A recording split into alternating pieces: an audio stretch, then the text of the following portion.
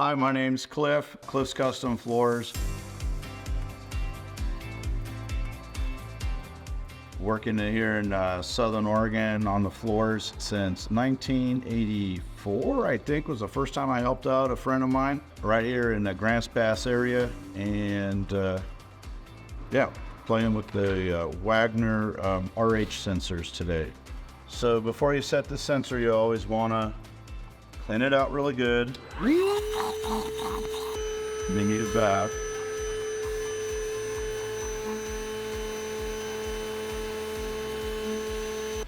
You can check it.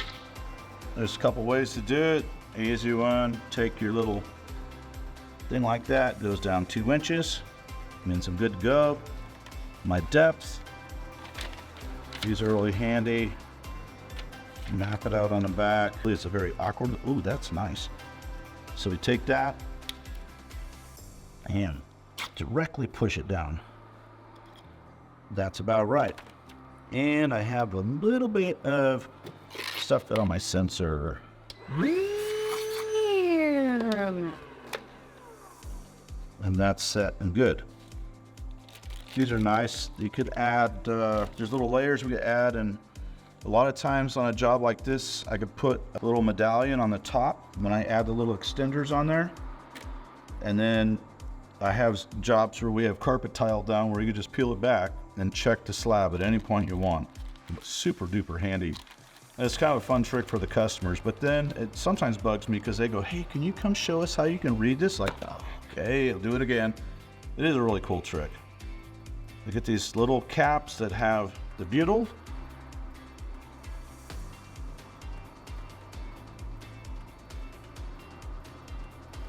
So now it's protected during the job site, and unhook it.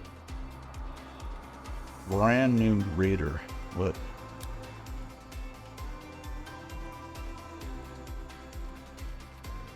Might as well.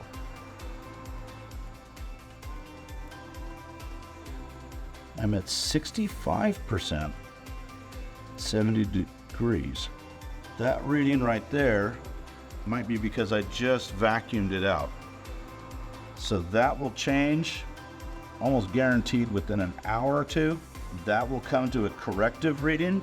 That's gonna come to equilibrium with what the slab is doing pretty quick. And then I can go back and check anytime I want and see what that's doing underneath. So that's really handy that we could put these in there. We don't have to just fill the hole and then it's gone forever. So the cost of my sensor is not lost. It's still doing its job. So I think that's pretty cool. It's like a science experiment all the time.